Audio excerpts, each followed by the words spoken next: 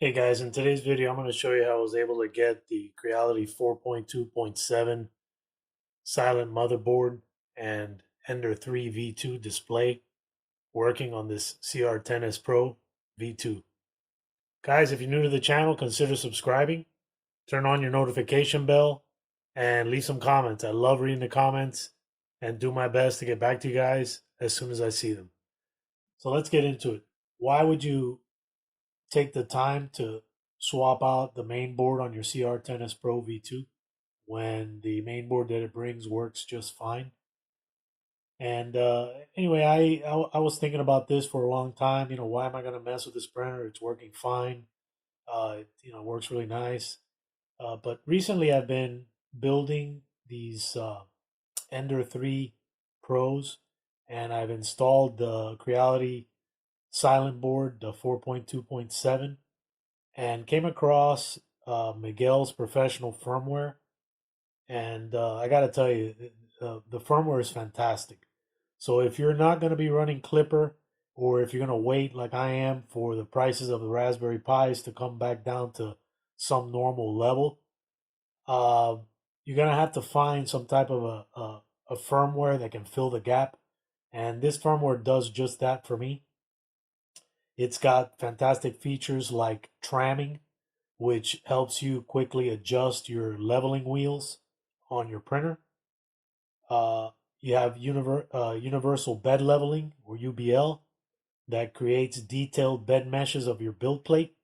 So if you're, let's say, switching from glass to Garolite, well, Garolite is not going to be as perfectly flat as glass. So you are going to need to have some type of a bed mesh that you can load that can tell the firmware, hey, these are the low spots, these are the high spots on this material. That way you get very good first layer adhesion. Another thing that I really like about this firmware is it gives you multiple mesh slots. So in addition to building a 9x9 or 81 point bed mesh, you can also build up to 6 different bed meshes. So you can have one specifically measured up for glass, one for Garolite, one for build tack, one for a wham bam. If you switch between these different materials, you can have a specific bed mesh for each. Another thing that is fantastic that I didn't know about until recently is a new, more precise way of managing hot end temperature called MPC, which stands for Model Predictive Control, to smooth out your temperature on your hot end. That way, you're not gonna run into the oscillation that normally happens with a standard PID tuned hot end. You're gonna get a very smooth temperature control, and this will help you with more challenging materials like ABS, which tend to delaminate very easily due to temperature fluctuations. Another cool feature that you can find in this firmware is the ability to view thumbnails for your G-code prints. And if you're using a color display like I am here on this CR10S Pro V2, and by the way, this display is from a Ender 3 V2, so it's an HD color display, it will show you color thumbnails, which I think is pretty cool. The previous main board was character limited, so if you had a file with a very long name, you would only see the first few characters, and then anyway, it was very annoying if you had multiple files that all started similarly. You would have to rename all the files. That way, you could figure out what file is which file because you were limited in characters. So anyway, that's just a couple of things. There are others. Full adjustment of the build surface. So let's take for example, you want to you want to print on a larger build plate.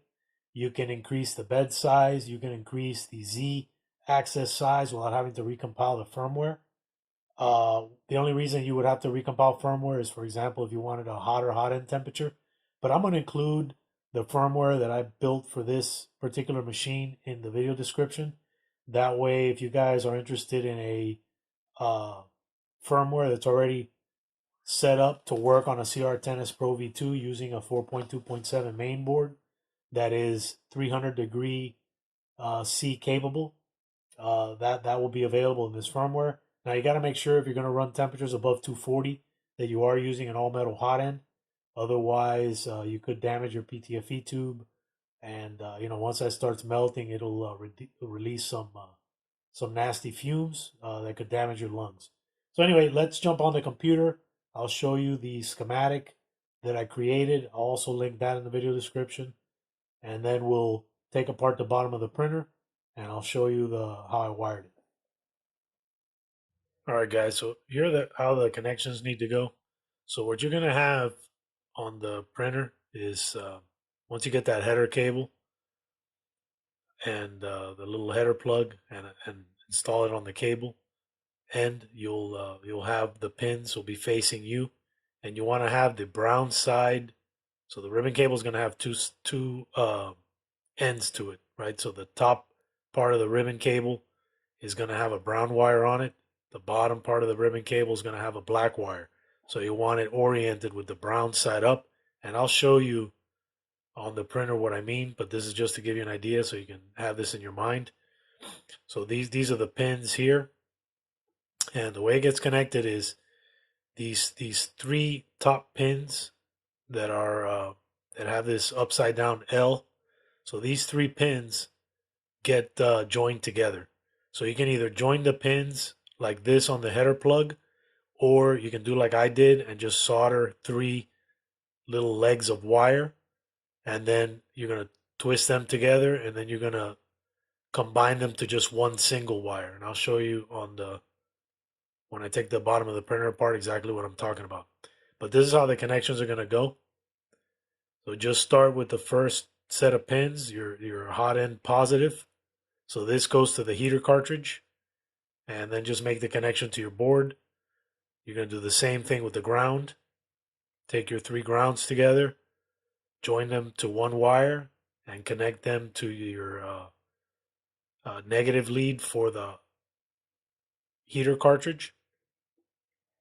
The next set of pins, so the next four pins following that, is going to be your X stepper motor, and they're numbered pin 1, pin 2, pin 3, pin 4, and you're going to run these to the main board, pin 1, pin 2, pin 3, and pin 4.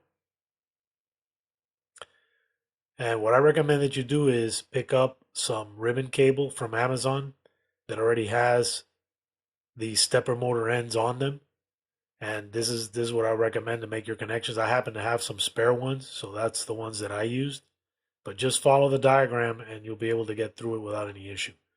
The next set of pins is the extruder stepper motor. Again, pin 1, pin 2, pin 3, pin 4. And then just solder these wires to these pins on this header plug, and then make the connection on the main board. The next four pins are open, so you leave these with no wires connected to them. The following two pins is the X limit switch. So you have a X limit switch without a polarity on it. That's the trigger side, and then you have X limit switch with a negative. That's going to get ground from the main board. And I recommend that you follow these polarities. Normally, I don't pay attention to the heater cartridge polarity or the X limit switch or the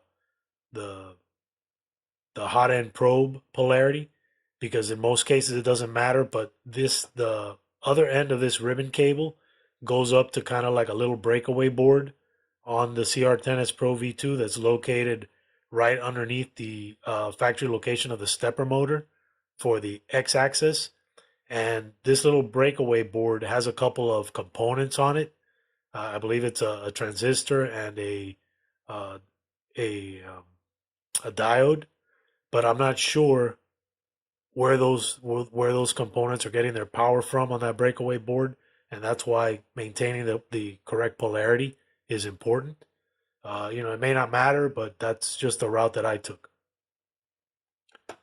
The next set of wires that you're going to come up to is going to be the hot end fan. So this is the fan that cools the heatsink on the hot end. You got your plus and you got your minus. So again, follow the polarity, and these two wires get connected to the main board. Following that, you got the parts cooling fan.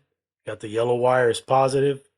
The blue wire is the trigger wire, and that goes to the parts cooling fan plug. It's going to be labeled on the main board as K fan 2. So that's where these connections get made. Following that, you got your thermistor for the hot end. So make sure that you stick with the polarity the same way as it is here. That way we don't run into any problems. The next 3 wires that you're going to run into is going to be the filament sensor wires. You got your white wire, which is your trigger wire. You got 5 volts positive, which is the red wire. And then you got your negative ground wire, which is black. And on the right hand side here, up on the top right, you got the BL Touch cables. So this is, now you're going to go online and you're going to see that they talk about splitting these wires up, like 3 of them go on this 4.2.7 board, and then the ground and the trigger wire goes to the Z negative port here on the main board. But you don't want to hook it up that way, it won't work. I tried this and it didn't work for me. I wound up ordering a CR Touch, to thinking that maybe something happened to the probe, but no, it had to do with the wiring. Because once I wired up the CR Touch directly to the board using the provided plug, the CR Touch worked fine, and then I took the little plug that plugs into the CR Touch off and plugged it into the BL Touch because the wiring is exactly the same, and the BL Touch worked flawlessly without any issues. So make sure you follow this wiring diagram here, and you won't have any issues. All right, so let's head back over to the printer, and then I'm going to show you how to wire it there. All right, guys, so let me get you in close here so I could show you what I did here. I was able to get this thing to work, and all I did was I purchased some header pins. So I picked up some of these header plugs. Okay, so this is something similar that you see on the main board that comes with the CR10S Pro V2. So it would be something like this. Comes mounted on the board like this. And then the plug, here's the ribbon cable. So the plug just plugs in here. But the plug carries a lot of the controls and cables for all the stuff that's on the gantry, on the X gantry. So what I made up here is I took the header pin, and I'll unplug some of this stuff so you guys can see here. Unplug the X and the extruder. What else? Plug the parts cooling fan. And the filament sensor.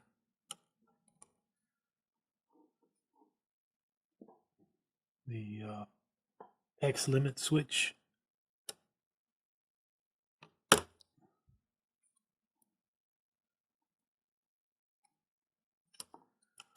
And I think what else? One more thing. Oh yeah, the temp probe for the hot end. Let me see if I can get that thing off here.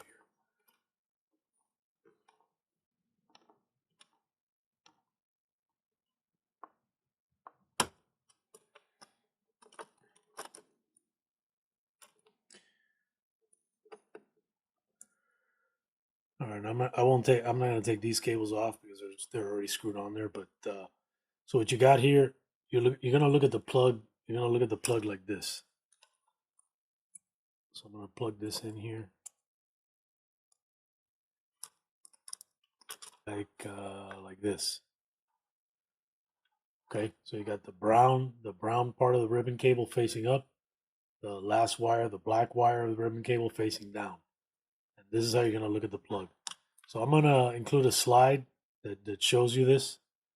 That way you guys can do this mod to your printer if you want. So that's all this is. Okay. So these these first few pins here are going to be dedicated to powering up the heater cartridge.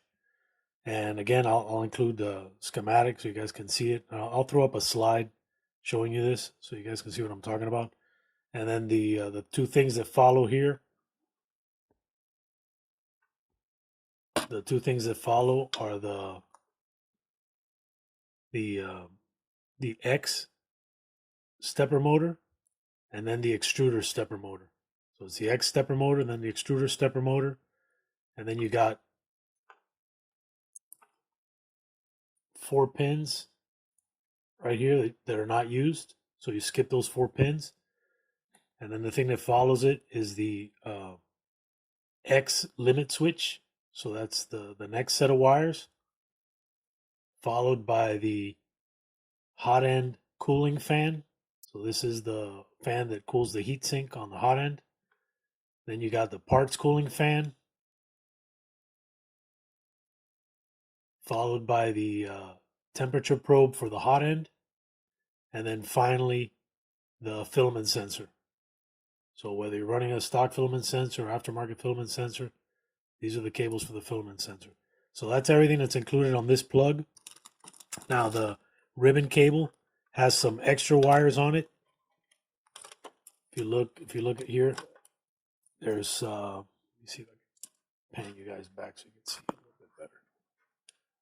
So there are these extra 6 cables that come off of the ribbon cable, and what these 6 cables are for is for the probe, for the automatic bed leveling probe. All right, so the CR10S Pro V2 comes with a BL Touch, so that's what these cables were used for, and they can be repurposed on this board. So, and I found a lot of instructions online that show you that to split up the wires for the BL Touch, like put some of them on this first 3 pins of the 4.2.7 board, and then the trigger wires over on the Z negative over here. But that's incorrect. If you do it that way, it will not work. So what you got to do is you got to use all the cables, and I'll include the pinout of which wire goes where on the 4.2.7 board. But if you wire it this way, you can use either a CR Touch or BL Touch with the CR10S Pro V2 with the same wiring. You don't have to mess with it. The plug on the end, on the other end, will plug into either one, a BL Touch or CR Touch, but it has to be wired this way, both for the CR Touch and the BL Touch, regardless of all the other information you see online. It's not right. And then finally, another little thing that has to be done here is the CR10S Pro V2 has 2 lead screws. So there's 2 stepper motors, but the board, the stock board, only has one driver for the 2 stepper motors. So all I did here was I took a couple of JST connectors, put them one on top of the other, and then I soldered the Z-axis cable directly to it. So you see these 2 are just plugged together and it's jumping across all the pins. So you're just joining all the pins together. So these 2 pins get connected to this one plug. These 2 get connected to the next wire on the plug. These 2 get connected to the next one, and finally the last 2. All right, so it's just that easy. It's really no big deal to do. And then you want to tape this up with something if you're going to do it this way. Another way you could have done it is to cut these wires and then heat shrink directly to this, but I wanted this to be reversible in the event that I needed to put the stock board back in for whatever reason. I didn't want to have to go and remake all of these plugs. So anyway, that's how you can do it. One other thing that had to be done is you have to lengthen the display cable, because the display cable will not reach all the way to the other side. CR10S Pro V2 has a long chassis, so you can see the displays up there. So I had to lengthen that. One last thing also is that the Y stepper motor will run backwards. So what I did here is I have a micro Swiss dual gear extruder, as well as a micro Swiss direct drive kit, and it brings this little reversing cable here to reverse the direction of the stepper motor, and that's all I'm using here. So again, I wanted this to be reversible, so that's why I'm using the cable. If you're not planning to reverse it back to its original condition, you could take the wires that are going into the plug and just do the reversal here. And to do the reversal is real simple. All you're doing, so this first wire and the third wire, this is one of the coils of the stepper motor. The other coil of the stepper motor is the outside wire, and then this fourth wire from the left side right here. So all you do is pull it out of here, pull this one out of here, switch them, put them back, and do the same with this side. You're just pulling these two out, turning them, and putting them back in, and that's what will get this thing working for you. Otherwise, you could just use the little reversal plug, and it works just fine.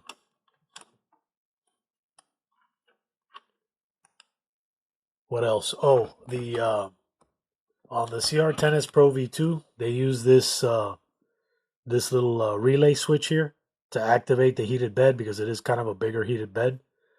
So you would use the same trigger wires that you would use on the CR10S Pro V2 on the 4.2.7 board, and all it is it behaves just like the heated bed cable.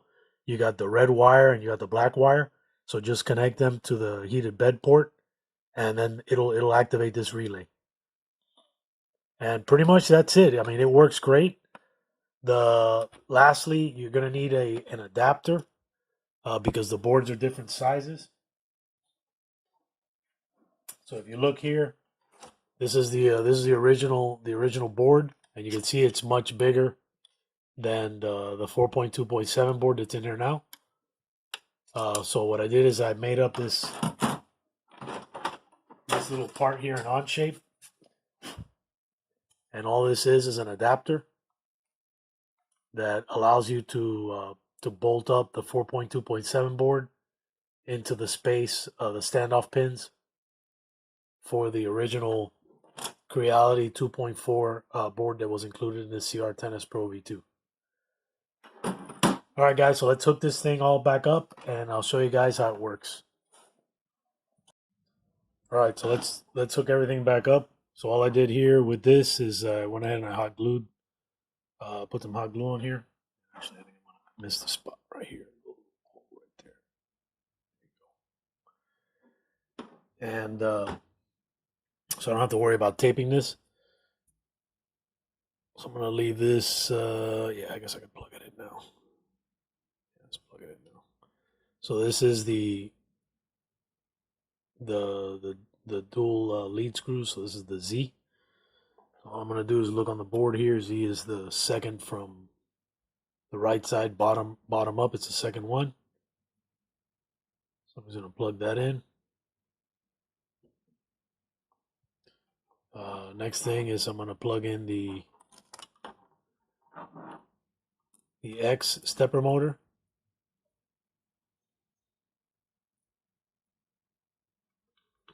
So if you look at the cable here, sorry about this display cable's all in my way. So if you look at the ribbon cable, you got the hot end wires, and I went ahead and kept the polarity. Like I followed the polarity on this to make sure, because the little board, the daughter board that's on the other end of this ribbon cable, has a couple of small components on it, and I wasn't sure how that thing was being powered, and I didn't want to have to get into tracing it out on the circuit board or anything. So all I did was I kept all the polarity specific. So if you're gonna follow this guide, I would encourage you to keep the polarity the same way. So use these two top pins, and then the one below this on the right side for the positive of the heater cartridge, and then the other 3 pins on the other side for the negative. And just keep it consistent, and then everything should work just fine. All right, so that's that one, and then this one's the parts cooling. I'm sorry, the hot end fan. So that's this other one that's connected here. So the next plug is going to be the X stepper motor. So I'm going to plug that in.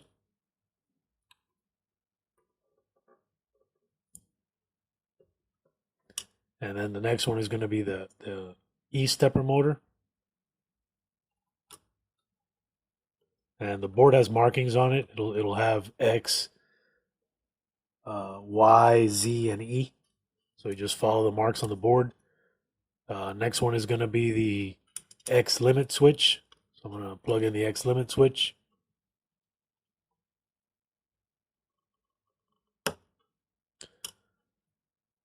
Next one is going to be the parts cooling fan. I'll plug in the parts cooling fan. And again, I'm going to have a schematic that you guys can follow, so you don't have to be trying to look at the board that I'm plugging in here on the other side of my hand. Let's see. Okay, the next one is going to be the hot end temperature probe.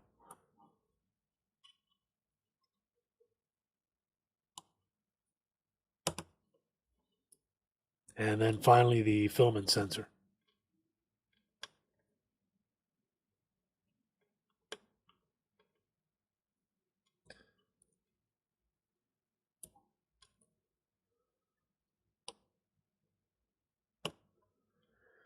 And I realize that my my wiring job looks like a rat's nest, but this for some reason they didn't do a very good job with their cable management on this printer.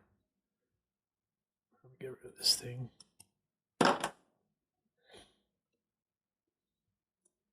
And then just plug in your ribbon. And if you're worried about the ribbon coming unplugged, you can put a couple dabs of hot glue on it. I'm not worried about it, but if you're gonna be moving your printer around a lot, it might be a good idea. And then I'm gonna throw a couple wire ties on here because I'm not planning to take this apart again.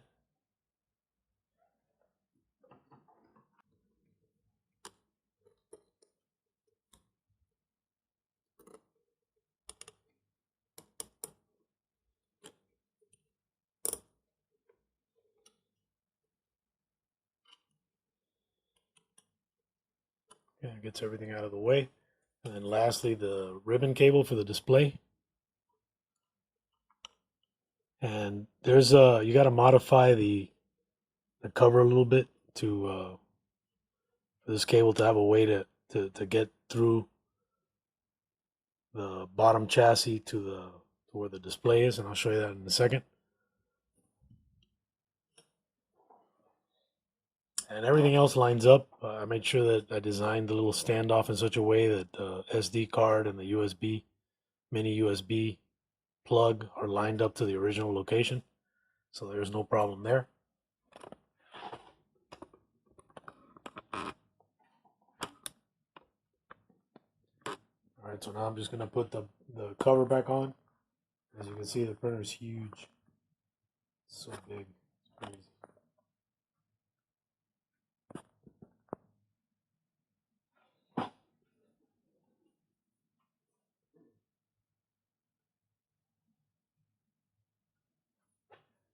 All right, so here's that notch I was talking about. So all I did was just notch out the metal, and I filed it. I mean, it looks all jagged and nasty, but there's no sharp edges on it.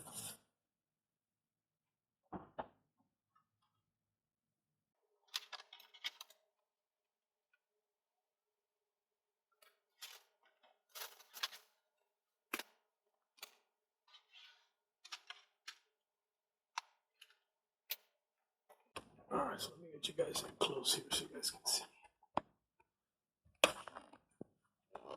Yeah, this printer's so big that it's hard to get the whole thing in frame. But anyhow, when you first get your 4.2.7 board, it's gonna be flashed with the stock Creality firmware that does not support the Ender 3 V2 display.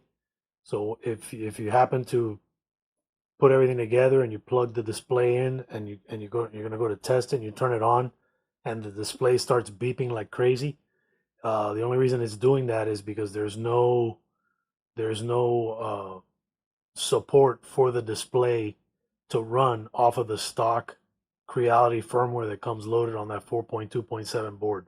So the first thing you need to do is you gotta flash a different firmware on the control board, and I'll show you the firmware that I have. I'll include it in the video description, and I've already edited one specifically for this printer. So this is what I'm using. Is, if you guys aren't aware, there's a guy named Miguel out there that created a professional firmware for the Ender 3 and Ender 3 V2 series of printers. Both the ones that come with the 4.2.2 board, the 4.2.7, and also the Ender 3 S1. So these are all supported by the Miguel's professional firmware.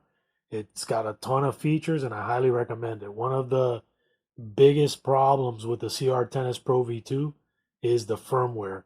One thing that I was not aware of when I purchased the printer is that control board, even though it's a silent control board, it's only an 8-bit board, which it was very limited in the different things that it can do.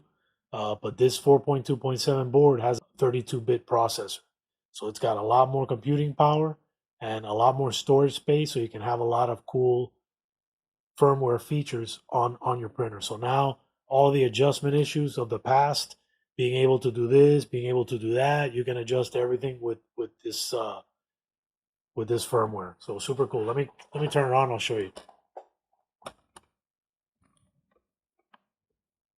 So this display is not going to work. It's just going to be a dead display. But what I plan to do with it later on is turn it into a I don't know, storage drawer or something. That was another thing that was super annoying to me about this printer, is that every time a print finished and it would present the print, it would pull the bed. The bed would come out all the way out to here to present the print, and it would cover the display. So if you're standing over the printer and you want to initiate another print, you can't, because this thing is in your way. So you got to push this thing back. Super annoying. Type in whatever you want to do here, and then launch another print. Let's go over here to prepare. No, not prepare. Controls. No, not controls. Prepare. Homing, and then auto home.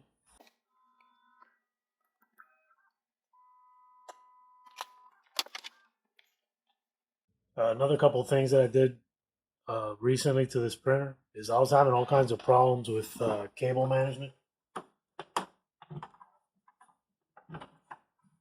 So the CR10S Pro V2 comes with this big long ribbon on the side, which keeps the cables in check on that side. But the problem that I was having was with the direct extruder kit from Micro Swiss. The way that the kit comes, they tell you to route the cable like following the original cable route. But what happens is, since the motor's on this side of the gantry now, when the Z axis goes all the way to the top, it pinches the cables at the top of the frame. So I didn't like that. So what I did is I routed the cables along the front. But then another problem with routing the cables along the front is that the cable then sags and lays on top of the table. So to resolve that, what I'm using here is a key back. And let me get you guys off the tripod here so I can show you. So I'm using a key back. So this is just a little mount that I made. The little key back just hooks on there, and it keeps the cable up off of the build surface. So this works really well. Another thing that I changed is on the original setup that I had here for the direct drive, I had to create a little spacer block that went over here on the side that stuck out about 4 millimeters. And the reason I needed to do that was to activate the limit switch at a certain point, because the probe was missing the bed during the probing sequence. So what I did to resolve that is created an adjustable X limit switch cover, and this allows that limit switch to move way out, so it can come out about another 5 millimeters if necessary. And then while I was at it, I went ahead and I incorporated something to help me with the cable management. That was another thing. I had no way to hold this cable because there was nothing to grab it to, but I incorporated this little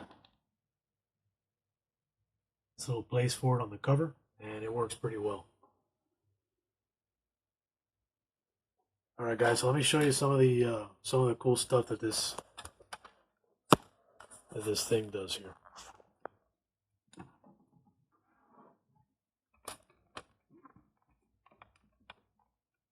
One of the other challenges that I had with this printer early on was leveling the bed. It's a big bed, and leveling the bed could get a little time consuming. But this professional firmware has got a feature called bed tramming. Let me zoom in here so you guys can see.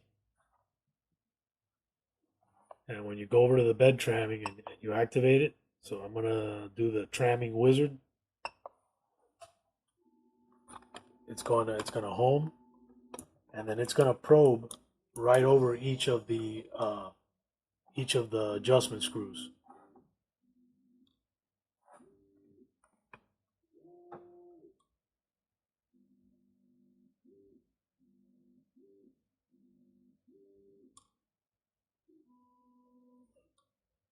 And it uses the readings from the probe to tell you if that particular probe point is low or high, and it tells you which one to adjust. So after going through this process a few times, you'll nail the bed leveling.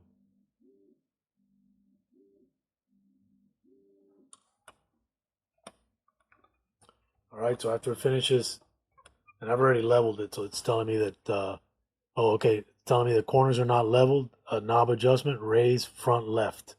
All right, so you're gonna go clockwise to raise the screw, counterclockwise to lower it.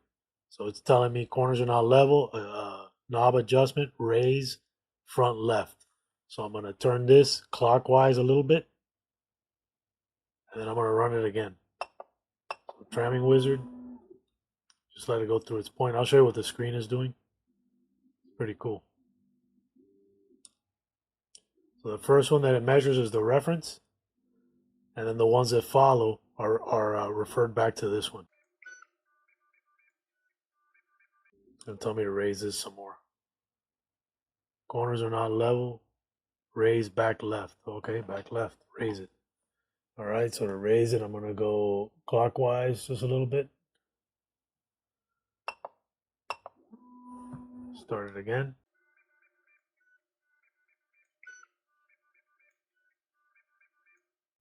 Corners leveled. See? So there you go. So that's easy as that. Okay, so that part's done. And then another thing that it has is you can build a bed mesh.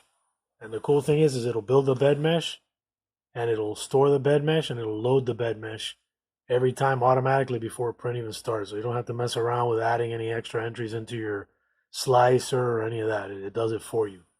So I'm going to go ahead and hit auto build mesh. And this will take some time, so I'm gonna speed this part of the video up. But it's gonna probe 81 different points on the bed. It'll heat up the bed to allow for thermal expansion, and then it starts probing.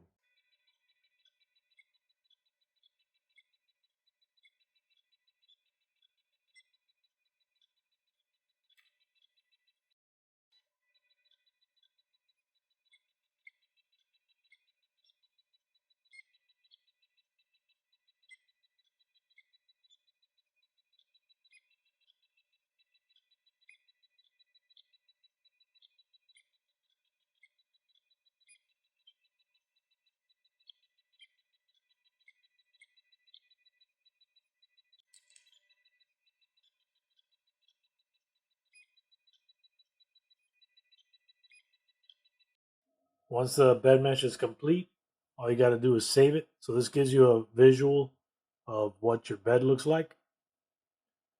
I'm just gonna select save. I'm not sure what happens if you click continue. I'm gonna yeah, let's try continue. See what happens. Oh, I see. It doesn't save it. That sucks.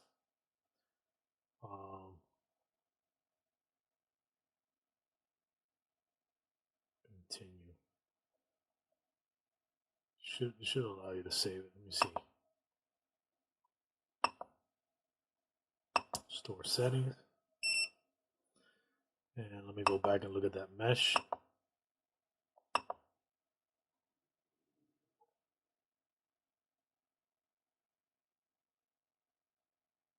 View mesh. Yep, there it is. All right, perfect. And it loads the mesh. So you got different mesh slots, memory slots for meshes. There's 6 of them. The first one is 0, and then you also have 1, 2, 3, 4, 5, and so there's 6 altogether. There's 5, and then 0 counts as 1, so that's 6. And the purpose for this is if you got different kind of build surfaces that you print on, you can save different profiles for each one. Anyway, super cool. And then if you're gonna, it will by default load the one that you have in memory. So right now, memory slot 0 is selected. If I was to select memory slot 1, it will load memory slot 1 the next time you turn the printer on.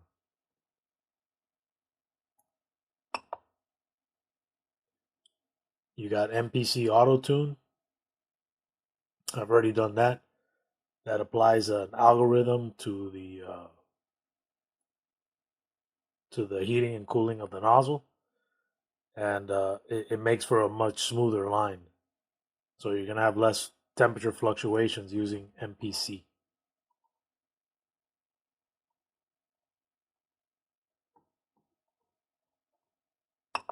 So let me throw on a test print, and then lastly, one really cool thing about this is that it has the preview mode. So you can select a file. It will show you what that file looks like. That way you're not having to guess at what you're printing. You can actually see what you're printing. So if you're like me and you don't take a whole lot of time to properly name your parts, you could just look at it and tell if it's the right thing or not. So I'm going to fire off a quick test print here, and this is just going to be a little square. That way we can see if everything is set properly. And you're done. The Z offset is the same thing. Very easy to set the Z offset. Just start the Z wizard. And right now I got the Z offset set to negative 1.29.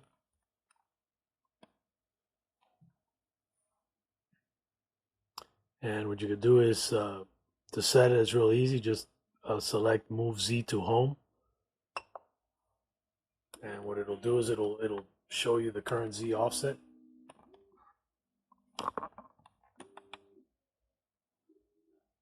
So now it's going to go down to that Z offset that I have set. You can see it's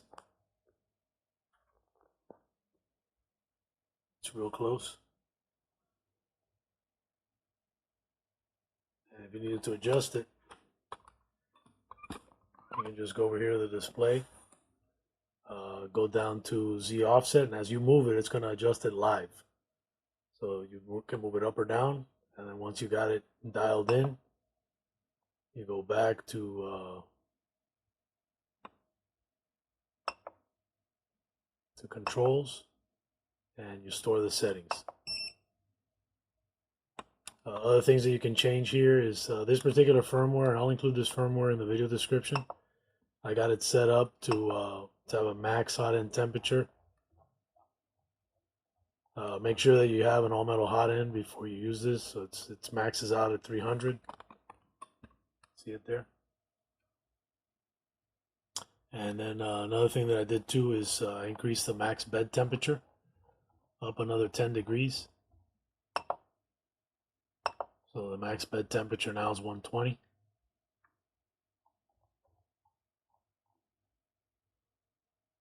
You got parts cooling fan, you got some presets here. And if you want, you can adjust these. So you can go in here, you can change these. So if you print PLA, you can set your PLA temp, set your fan, set your bed temp. And so you got 4 of them to adjust.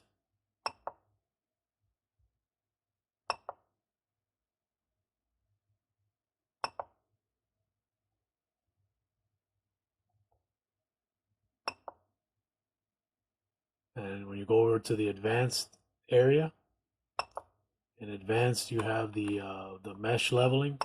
So in here you could set your mesh grid size. So I got it set at 9x9. You could set the mesh inset, so it's in from the edges 25 millimeters at all these different locations. You can maximize the area. You can center the area. So that means that once your bed mesh is built, if your bed mesh or for whatever reason is off center, it will center the bed mesh for you.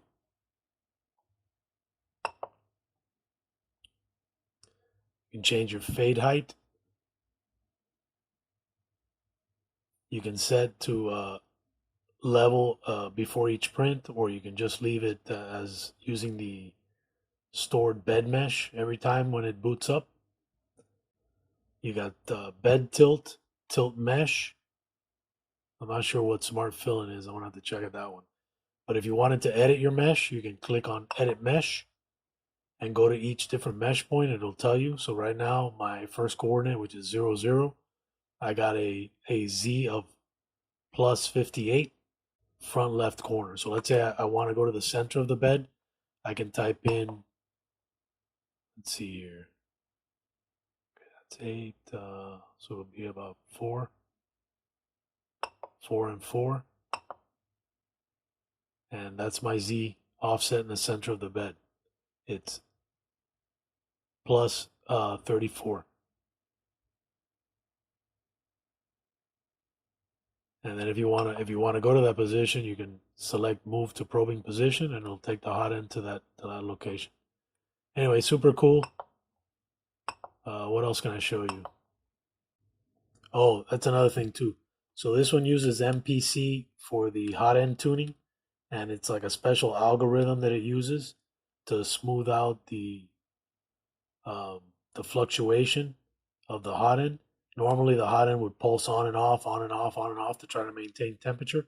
This one uses a special software that tries to anticipate what the change in temperature is going to be to smoothen out that oscillation in the temperature. So it should result in cleaner prints. So I can go over here to auto tune. I've already done the auto tune, so I don't need to do it again. But all you need to do is select MPC auto tune, and it'll run the test. PID tuning is just a standard PID tuning for the bed. Another thing here too that you have is the physical settings of the printer. So let's say your bed size is, and I've already set up this firmware for these sizes for the CR10S Pro V2. So we got 300 for the bed, 300 for the X, 300 for the Y, and then you can set the max X position. You can also set the max Z position, max Y position. You can park the head. You can set the position for parking the head, which side you want it to park at.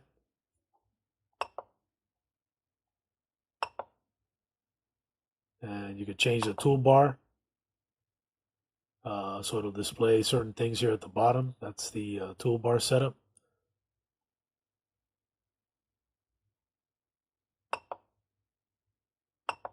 End stops.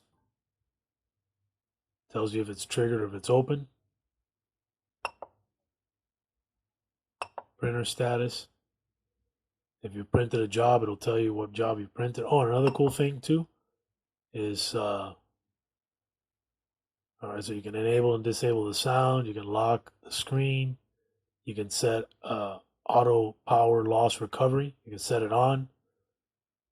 You can change the baud rate. You can change the LCD brightness. You can turn off the LCD. You can change the color scheme of the different things. Pretty cool.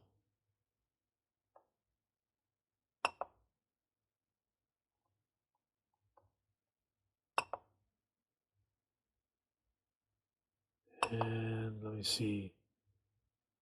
You got your temperature, hot end, bed, fan speed, motion. Here in motion, you could change the print speeds, movement speed. You can change acceleration. You can edit the jerk. You can set step smoothing on or off. You got your steps per millimeter, so you can change the flow rate. So back, let me see, where was the thing about the probe? That's over in advanced. Okay, so under the probe settings, you can change your probe offset, X, Y. You can change your Z offset, feed rate, multiple probing points. You can deploy or store the probe. I'm not sure what HS mode is. I'm gonna have to look into that. You can test the probe. Anyway, just too many things to even talk about. But let me show you my favorite thing. Let me throw a file on the SD card, and I'll show you something real quick. All right, guys, let me show you the last thing that I think is awesome in this. When you put your SD card in, and you come over to the display. You guys get close, you can see. So you go over to media, and you scroll down to one of the files. Let's do this. There's the air nozzle. So now you get a picture of the thing you're gonna print. Pretty sweet, right? So I can print that. I can cancel. I can go to the next one. Yeah, let's go to this. Let's go to the adapter. So this is the adapter for the motherboard. So before with the stock board, if you had a real long file name, you couldn't, only had space on the screen for so many characters, and you couldn't tell half the time what you were printing.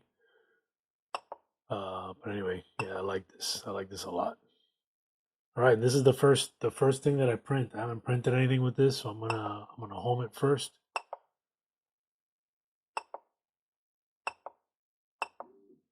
And then we'll print our first print. And the screen still comes off. So if I wanted to take the screen off, I can just take the screen off. So again, I'll include this STL file in the video description.